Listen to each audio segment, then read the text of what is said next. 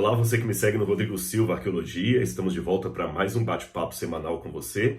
E não se esqueça, o pedido de sempre, se não é inscrito no canal, se inscreva. E se gostar desse vídeo, deixe o seu like e além do like, divulgue para os seus amigos a página. Você estará ajudando a contribuir que o YouTube reconheça esse canal como sendo algo bom pelos algoritmos e mais pessoas poderão ser alcançadas com esta mensagem que você apreciou. Ah, e um detalhe. Também é importante você acionar o sininho de notificações para sempre ser informado de todos os temas que a gente publica aqui, tá bem? E hoje eu gostaria de falar um pouco com vocês sobre o tema que, paradoxalmente, é o que mais me aquece o coração e, ao mesmo tempo, o que me gera mais questionamentos teológicos, se eu posso dizer assim. É o tema da volta de Jesus. Via de regra, quando você dá palestras em diferentes lugares, igrejas, universidades, auditórios, locais neutros, ou até num pequeno grupo, um bate-papo com uma ou duas pessoas, há algumas perguntas que de fato são localizadas, são contextuais, são próprias daquele momento, mas há outras perguntas que sempre se repetem, por isso que eu as chamei de via de regra. Elas sempre se repetem, com palavras diferentes, mas elas sempre voltam à baila. E uma dessas perguntas que as pessoas sempre me fazem é: Rodrigo, será que Jesus está perto de voltar? Na sua opinião, quantos anos ainda faltam para que Jesus possa regressar à Terra? Eu geralmente respondo a esta segunda pergunta dizendo: olha, se tem uma coisa que os adventistas aprenderam por história própria, é não marcar data para a volta de Jesus. Embora quando Guilherme Miller marcou que Jesus voltaria no ano de 1844, não havia igreja adventista do sétimo dia. Na verdade, quem estavam ali eram cristãos de várias denominações religiosas na América que foram apelidados de adventistas por esperar o advento, mas a Igreja Adventista, formalmente dita, a Igreja Adventista do Sétimo Dia, surgiu depois disso. Apenas uma digressão histórica para contextualizar para você a minha resposta. Seja como for, os pioneiros do adventismo participaram do desapontamento de 1844, de modo que aí eu posso, de maneira até um pouco irônica, falar: olha, se tem uma coisa que os adventistas aprenderam a não marcar data para a volta de Jesus, porque sabemos que isso é muito complicado. Aliás, a própria Bíblia já dizia que ninguém sabe o dia nem a hora. Jesus falou isto, e na época que ele disse, ele até se incluiu entre aqueles que não sabiam o dia nem a hora. Ele disse que só o Pai sabia naquela ocasião, quando Cristo estava aqui na Terra. Mas, de fato, o nosso coração, a despeito desta passagem bíblica, faz essa pergunta. E eu devo confessar a todo mundo que está me assistindo aqui que a pergunta que eu recebo é uma pergunta que eu também me faço. Senhor, quanto tempo? Quanto tempo vamos esperar? Quanto tempo falta ainda, Deus? E eu normalmente respondo com uma afirmação de fé muito convicta. Olha, pelo jeito que as coisas andam, eu acho que a volta de Jesus está para essa geração. Eu acho que essas crianças aqui talvez não chegarão à fase adulta. Embora eu procure deixar bem claro que esta é uma opinião pessoal, não é em nome da Igreja Adventista, não é uma opinião teológica, porque pelos livros a gente não tem como marcar a data da volta de Jesus, mas por uma impressão pessoal de crente, eu acho que Jesus está perto de voltar.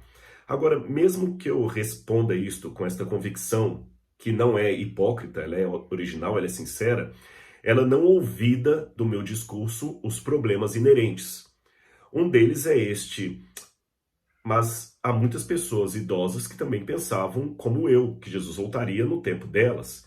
Eu moro num condomínio que há muitos pastores aposentados, não só no meu condomínio, mas em vários outros condomínios aqui próximos. Muitos pastores, já com seus 80 anos, 90 anos, alguns deles, e vários com os quais eu já tive algum entretenimento ou conversa, também diziam que quando eles iam estudar teologia, muitos pensavam que Jesus voltaria antes que eles terminassem o curso.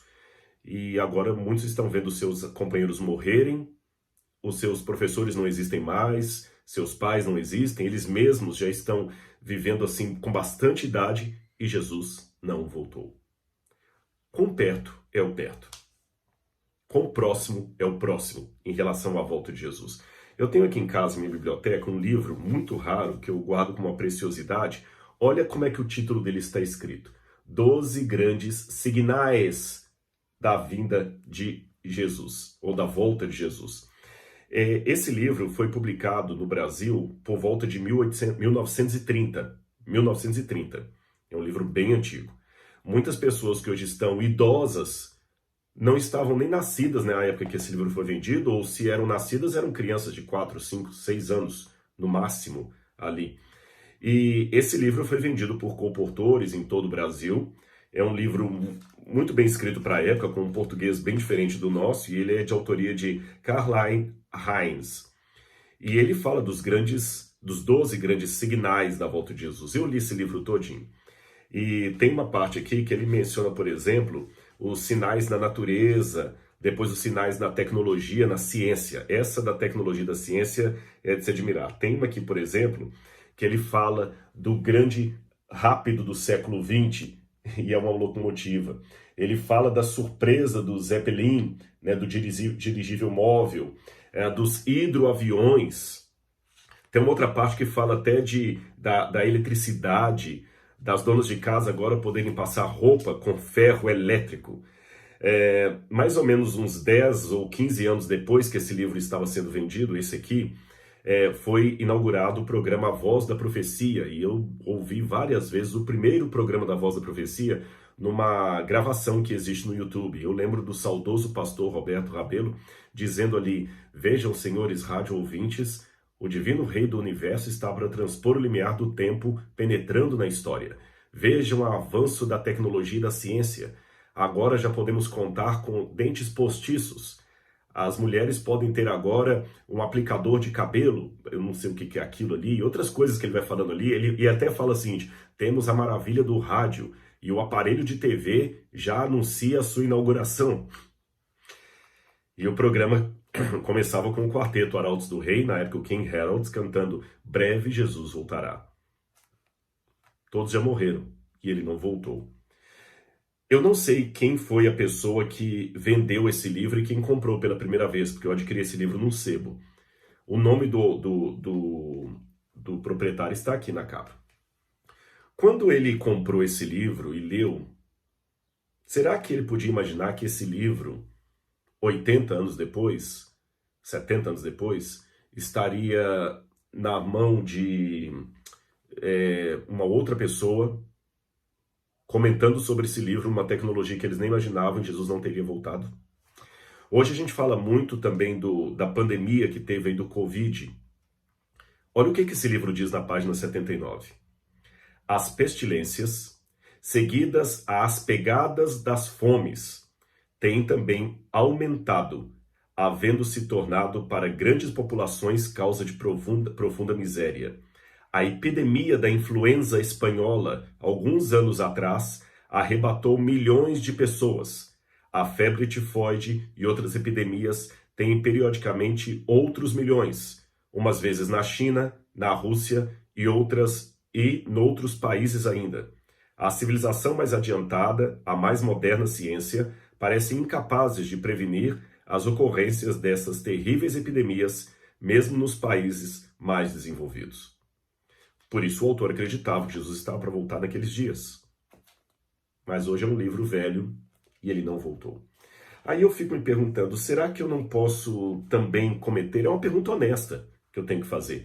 Será que eu não posso cometer o mesmo equívoco das pessoas que produziram, venderam e leram esse livro? Eu também estou aqui achando que ele vai voltar na minha geração, e será que daqui a 70 anos não haverá alguém pegando um dos livros que eu escrevi e comentando: olha, lá no ano 2020, as pessoas pensavam que Jesus ia voltar, mas é que eles já nem existem mais. Esses tempos atrás, uma pessoa me fez uma pergunta também muito interessante. Ela falou assim: Rodrigo, será que nós podemos estar equivocados? Será que a coisa pode ser de uma maneira como nós não estamos esperando?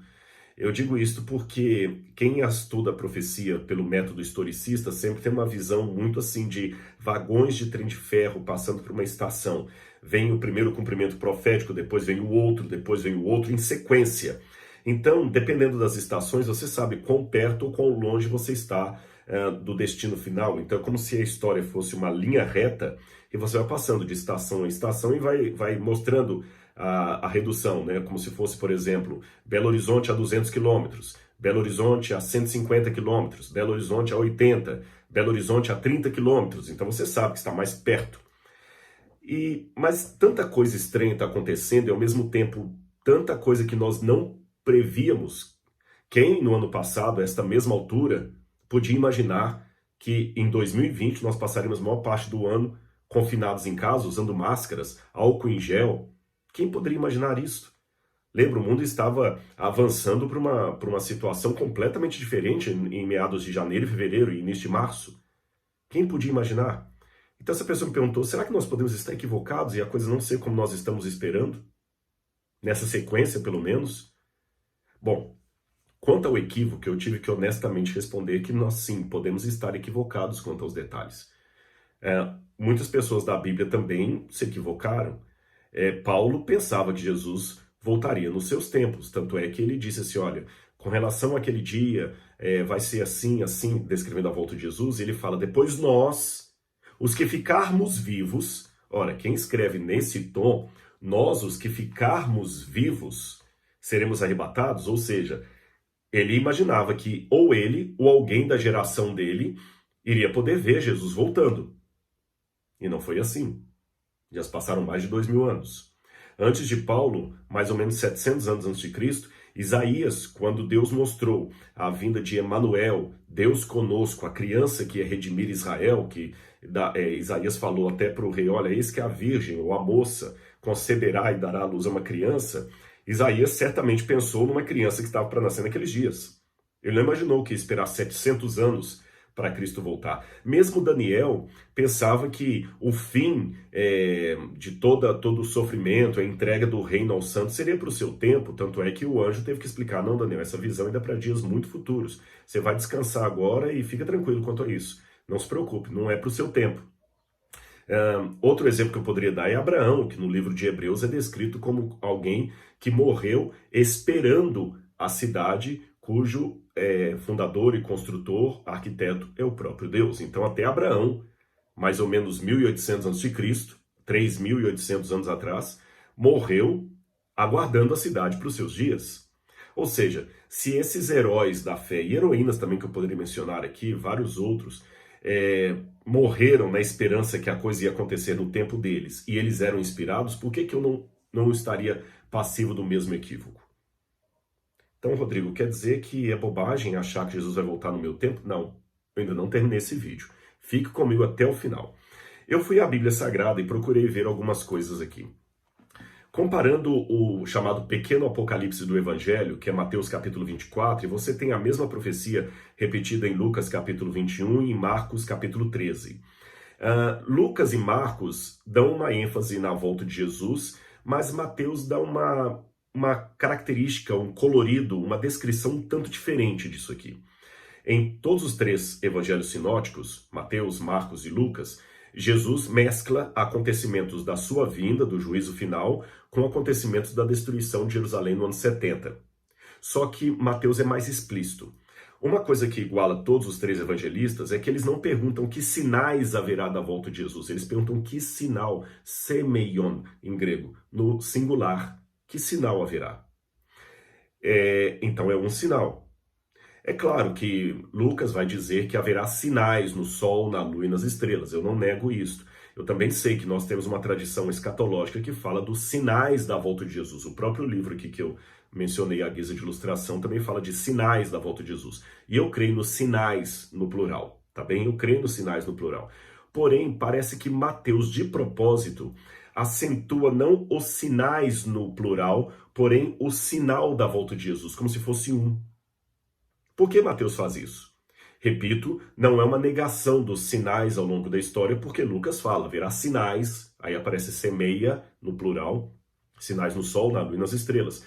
Porém, Mateus parece resistir a isso aí, e por uma razão muito simples. Quando a gente vai lendo Mateus, e talvez Mateus vai dar uma chave para perceber um equívoco escatológico dos cristãos de hoje. Se você tiver uma Bíblia, abra comigo em Mateus capítulo 24. Jesus estava no templo, você sabe isso, e no verso 2 ele fala que as pedras do templo seriam derrubadas. Aí no verso 3, os discípulos se aproximam dele em particular. Foi apenas João e Pedro e André que estavam entre esses aqui. E lhe pediram, diga-nos quando estas coisas vão acontecer e que sinal haverá da tua vinda e do fim dos tempos. Jesus respondeu: tenham cuidado para que ninguém engane vocês. Tá bem? Porque muitos virão em meu nome dizendo, eu sou o Cristo. Enganarão a muitos. Vocês ouviram falar de guerras e rumores de guerra. Fiquem atentos, mas não assustem, porque é necessário que assim aconteça, mas ainda não é o fim.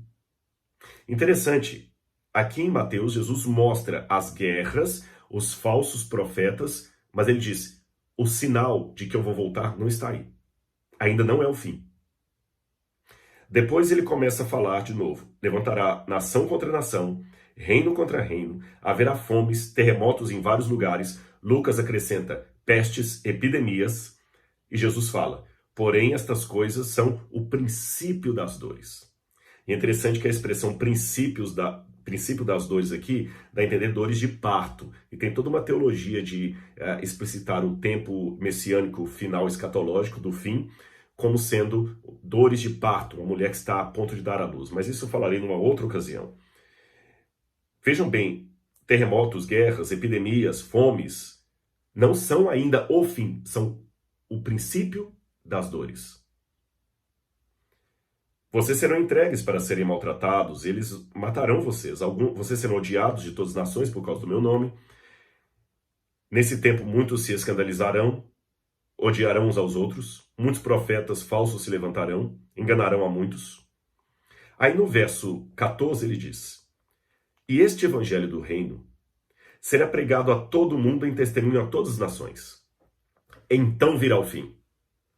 Perceba, enquanto Jesus está falando dos sinais na natureza, no mundo secular, no mundo político, nas multidões, nas nações, no mundo da falsa religião, estou mencionando os falsos profetas e falsos cristos, Jesus sempre fala, bom, vai ter essas coisas, mas ainda não é o fim. Vai haver essas coisas, mas são apenas o princípio das dores.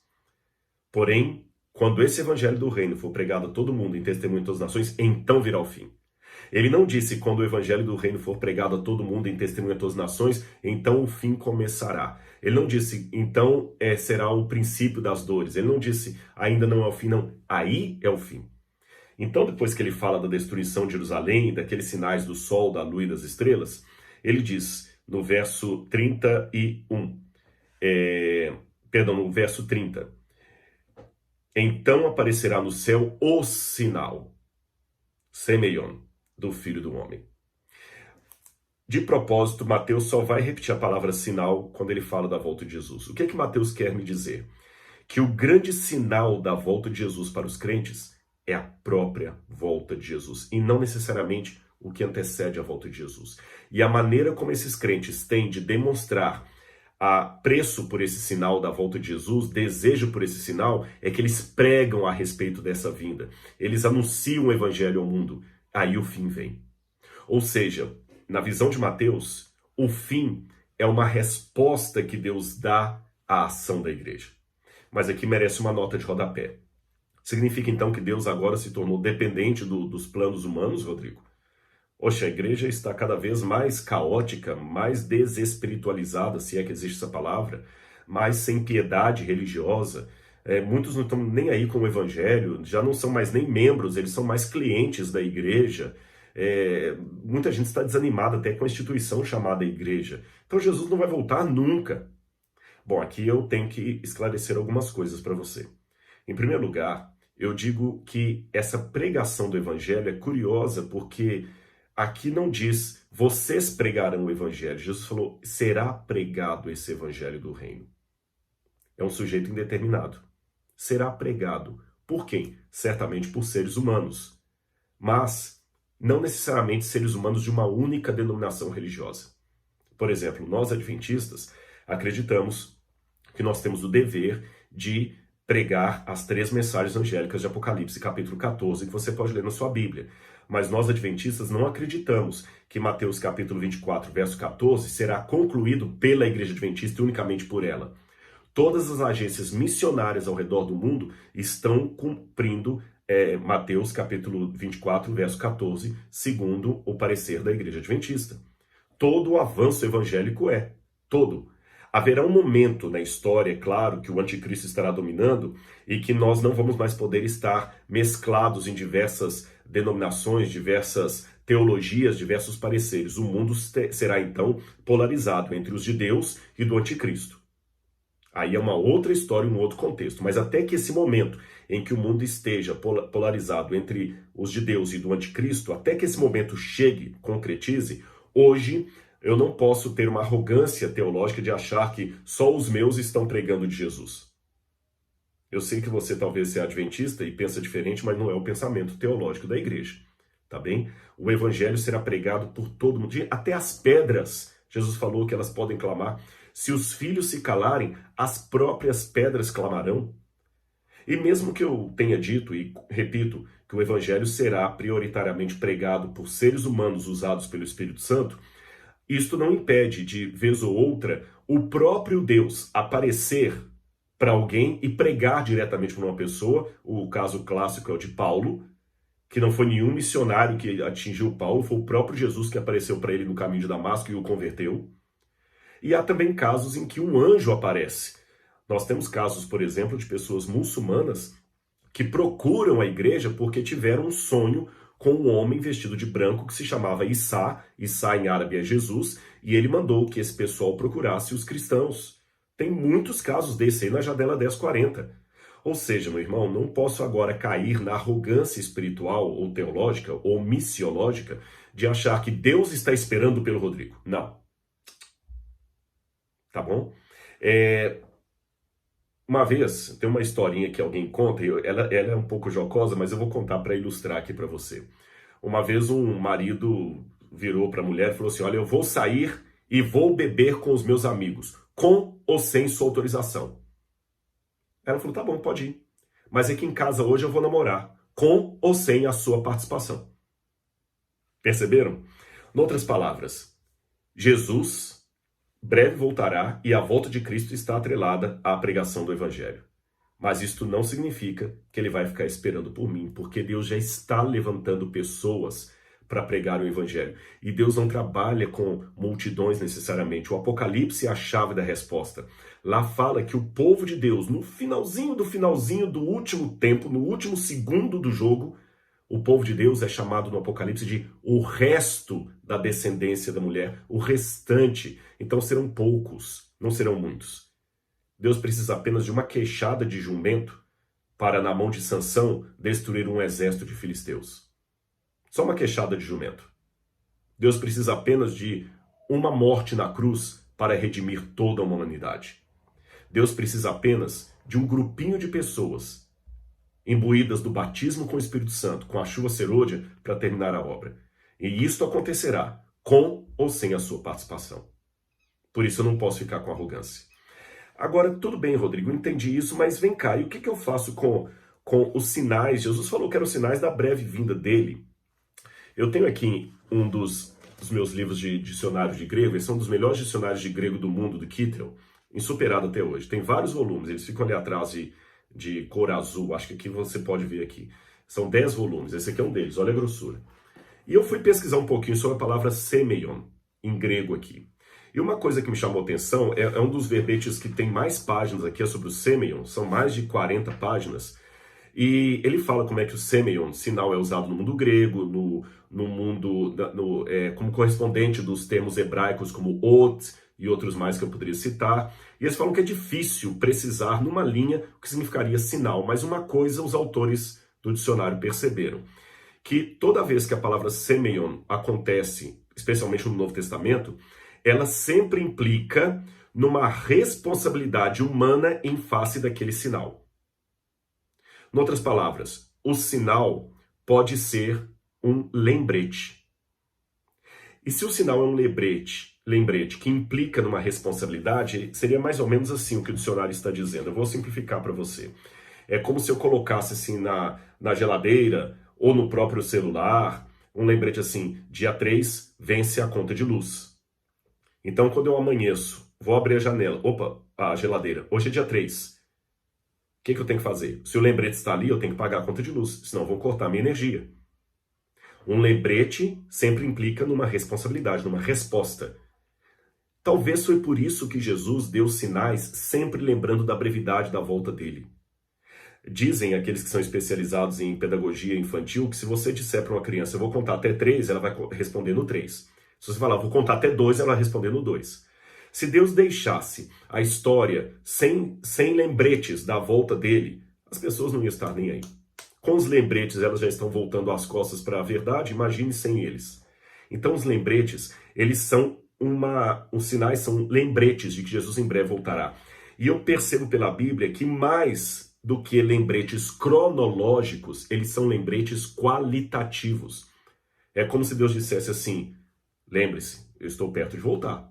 Lembre-se, eu estou perto de voltar. Eu tenho uma ilustração disso uma vez na internet, ou na Novo Tempo, você deve ter visto. É como se eu fosse uma pedra aqui grande, uma outra pedra embaixo, e alguém estivesse aqui, o geólogo fala, gente, cuidado que essa pedra aqui está prestes a cair.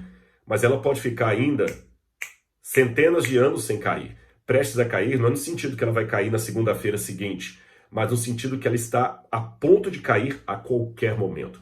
É com esta ideia que Jesus fala, em breve voltarei, voltarei de modo rápido, eu estou a ponto de voltar. Lembrem-se, meus filhos, lembrem-se. E não anula o lado cronológico, mas o amplia para uma atitude mais qualitativa. É um tempo de qualidade, mais do que de brevidade de relógio. E vou mais além. Também é um tempo de revelar a nossa necessidade. É um tempo ansiável. É como uma criança que está louca para chegar logo no parque e dentro do carro ela está perguntando para o pai assim, já está na hora, papai? Já está chegando? Falta muito, falta muito. Na cabeça dela de criança, é a qualquer momento. Ou aniversário. O aniversário é para a semana que vem. Ela não tem ideia do que é semana que vem. Aí todo dia ela acorda, mãe, hoje é semana que vem? Mãe, hoje é semana que vem? É esta inocência infantil que eu tenho que ter para desejar a volta de Jesus. E aqui eu já vou para a parte final do meu ponto. Mais do que crer na volta de Jesus, eu devo desejar a volta de Jesus. Isto posto, eu posso voltar para Mateus 24. Sabe por quê? Me chama a atenção que quando Jesus vai falar dos sinais ou dos eventos ocorridos extramuros, como diz em latim, fora dos limites da igreja, do povo de Deus. Quando Jesus fala de ocorrências no mundo secular, na natureza, nas falsas religiões, ele sempre fala, ainda não é o fim, é o princípio das dores, acalmem-se.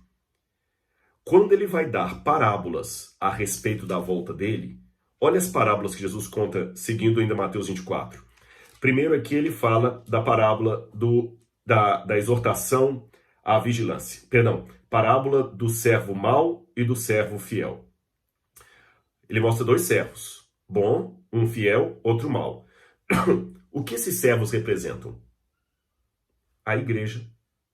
Porque a igreja tem aqueles servos que são fiéis e aqueles servos que são infiéis. Veja, os dois servos sabem que o seu Senhor voltará. Então ele está falando de pessoas de fora da igreja. Os dois servos representam dois grupos dentro da igreja. Um grupo fiel, outro grupo mau. Porque ele estava representando Israel, que era o povo de Deus. Depois da parábola do servo mau e do servo bom, ele fala da parábola das 10 virgens no capítulo 25. Ora, novamente, as 10 virgens são um grupo que representam o povo de Deus e não o povo de fora. Depois ele fala da parábola dos talentos. Os homens receberam talentos do seu senhor, multiplicaram, mas um guardou. Novamente, os servos do talento representam quem? O povo de Deus. Depois ele fala do grande julgamento. Veja bem essas parábolas. Parábola do servo mau e do servo fiel. Parábola das 10 virgens. Parábola dos talentos. Todas elas são parábolas que aludem à situação interna da igreja, do povo escolhido de Deus. Em outras palavras, vou falar aqui de uma maneira forçada, mas só para você entender a ênfase. Jesus não está nem aí com os sinais que estão acontecendo no mundo político. Ele está preocupado com o que está acontecendo dentro da igreja. Perceberam? Quando ele foi dando sinais em relação ao mundo secular, não é do tempo, princípio das dores, acautelem-se, observem. Quando virem essas coisas acontecendo, ergam a cabeça. Agora, quando ele vai falar da volta dele mesmo, da exortação, aí as parábolas são todas relacionadas ao que acontece dentro do povo de Deus. E antes que alguém pergunte, Rodrigo, mas e a parábola da figueira, também é o povo de Deus? Aqui sim, mas está falando da destruição de Jerusalém. Tá bom? Da destruição de Jerusalém. Agora, quando ele fala da preparação, é sempre dentro do povo de Deus. Em outras palavras, meus irmãos, eu tenho que aguardar e ansiar a volta de Jesus. Ansiar, desejar a volta de Cristo. Porque ele pode voltar a qualquer momento. E eu sei que tem um argumento que muitos usam, mas eu confesso que eu não aprecio muito esse argumento. Pode até ser que eu tenha usado alguma vez. Quando alguém fala assim, tá, mas vem cá, cuidado, porque você não sabe que dia você vai morrer. De repente a volta de Jesus pode demorar 50 anos, 100 anos para acontecer, mas você pode morrer amanhã. Então se prepare hoje. Aí contam geralmente uma história de alguém que saiu da igreja e morreu num acidente, gritando que estava fora da igreja. Eu confesso que didaticamente esse argumento ele não faz muito o meu coração, sabe por quê? Porque, tá, então a ideia é o seguinte, eu morri, aí eu me perdi e quando Jesus voltar nas nuvens do céu, eu não vou para o paraíso, eu vou para o lago de fogo e enxofre. Mas aí que tá. Eu não acho que o céu é para quem tem medo do inferno. O céu é para quem quer viver ao lado de Deus por toda a eternidade. Se eu começar a usar o inferno como argumento para que as pessoas desejem ir para o céu, eu acho que a minha tônica evangelística está errada. O lago de fogo e enxofre não é colocado na Bíblia como uma coisa assim, cuidado para não cair lá. É mais como uma coisa de assim, olha gente, eu quero evitar que vocês vão para cá porque eu amo vocês. Repito, o céu não é para quem tem medo do inferno. O céu é para quem quer viver para sempre com Deus. Porque se você vai para o céu apenas para não ir para o inferno, o céu vai virar um inferno para você. Porque imagine você estar por toda a eternidade com um Deus que você não ama. Imagine. É como você estar para sempre casado com alguém que você não tem a menor simpatia, não tem o menor sentimento pela pessoa. Não faz sentido isso. É uma tortura. Uma coisa que era para ser boa, o paraíso, se torna uma desgraça. Porque ali vai ter um monte de coisas que você gosta e não vai ter. Ali não vai ter pecado. Ali não vai ter orgia, não vai ter promiscuidade, não vai ter nada desses prazeres da carne que muitos aí acentuam tanto. E lá vai ter Deus. E se você não gosta de Deus, o céu vai virar um inferno. Deus não levaria para o céu pessoas descontentes com a eternidade espiritual ao lado de Deus, senão ele estaria facilitando uma nova rebelião, um novo Lúcifer, uma nova queda. Então, meu amigo, você minha amiga, meu amigo, falando até dessa forma mais global. Espere a volta de Jesus, mas não se limite a crer na volta de Jesus. Procure em seu coração o amor pela volta de Jesus. Eu gosto da expressão bíblica, aqueles que amam a sua vinda. Amar a volta de Jesus é mais profundo do que crer na volta de Jesus. Porque crer por crer, o diabo também crê na volta de Jesus. Se, falando da minha igreja, se adventismo do sétimo dia fosse só crença, o diabo seria um adventista, porque ele também crê em muitas coisas que eu creio. O diabo crê na volta de Jesus. O diabo não é ateu. O diabo crê na existência de Deus porque ele viu Deus. O diabo crê em Deus, ele crê na volta de Jesus, ele crê nas profecias, ele crê que a Bíblia é inspirada porque ele sabe que é. Ele crê porque ele sabe mais do que eu. Ele crê na criação porque ele estava lá, ele viu Deus criando o mundo. Nem precisa de fé o diabo, ele viu. Então, se o conjunto doutrinário se resume apenas a um credo, é complicado, porque o diabo seria um crente. Então, mais do que um credo, tem que ser um desejo, um amor, uma paixão por Jesus. É isso que nós precisamos ter. Paixão e desejo pela volta de Jesus. A pergunta inicial, bom, eu não sei se os meus livros um dia ficarão como este aqui. Mas eu sei que eu, como Paulo, vou pela fé, pela vontade, dizer, nós, os que ficarmos vivos, seremos arrebatados com o Senhor nas alturas. Se eu estiver certo, oxalá que eu esteja, ou como dizem em árabe, inshallah que eu esteja, se eu estiver certo, em breve estarei vendo meu Jesus voltando nas nuvens com poder e grande glória. E se eu estiver errado, não perdi nada. Eu vou morrer nessa esperança. A minha morte será um abrir e fechar de olhos, e eu verei o meu Senhor do mesmo jeito. E eu convido você a ter esse mesmo desejo, essa mesma esperança. Um abraço e até o nosso próximo vídeo.